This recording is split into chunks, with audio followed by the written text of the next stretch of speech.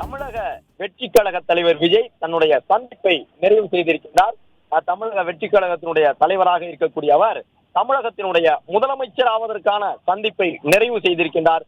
அந்த காணொலியை தான் பார்த்து கொண்டிருக்கின்றோம். மீண்டும் ஆளுநர் மாளிகை, மீண்டும் ஆளுநர் அர்லேக்கர் அவர்களுக்கு முன்பாக தன்னுடைய கோரிக்கை மனுவை வழங்கியிருக்கின்றார். அதாவது தனக்கு முதலமைச்சராக பதவி பிரமாணம் செய்து வைக்க வேண்டும், தன்னுடைய தலைமையிலே அமைச்சரவை பொறுப்பேற்றுக் கொள்வதற்கு வழிவகை செய்ய வேண்டும், ஆளுநர் தனக்குரிய மரபுகளை பின்பற்றி உடனடியாக பதவி பிரமாணம் செய்து வைக்க வேண்டும் என்ற கோரிக்கையோடு ஆளுநர் மாளிகைக்கு சென்று அரை மணி நேர சந்திப்பை விஜய் நிறைவு செய்திருக்கின்றார் என்பதாக பார்த்து கொண்டிருக்கின்றோம். கூட்டணி கட்சியினுடைய தலைவர்களும் விஜயோடு உள்ளே சென்றிருக்கின்றார்கள் என்ற அந்த ஒரு தகவலையும் பார்க்கின்றோம். மீண்டும் அதே மஞ்சள் நிறத்தாலான பொன்னாடை அணிவித்து ஆளுநர் வசம் தன்னுடைய ஆதரவு கடிதத்தை ஒப்படைக்கின்றார். ஆளுநர் அர்லேக்கர் அவர்கள் அந்த கடிதத்தை பொறுமையாக எடுத்து பார்க்கின்றார். 118 உறுப்பினர்களுடைய ஆதரவு அதில் இருக்கின்றதா என்பதை உறுதி செய்யும் விதமாக அதை பார்க்கின்றார்.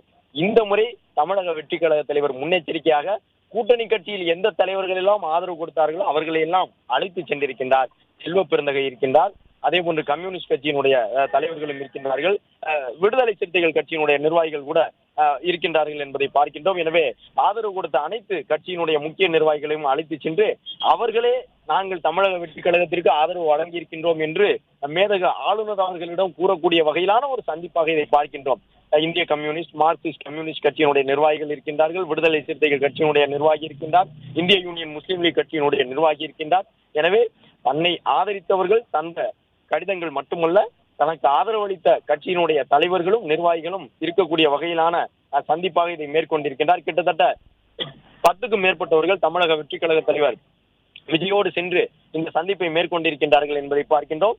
4வது முறையாக ஆளுநர் அர்லேக்கருக்கு பொன்னாடை அணிவித்திருக்கின்றார் தமிழக வெற்றி கழக தலைவர் விஜய்.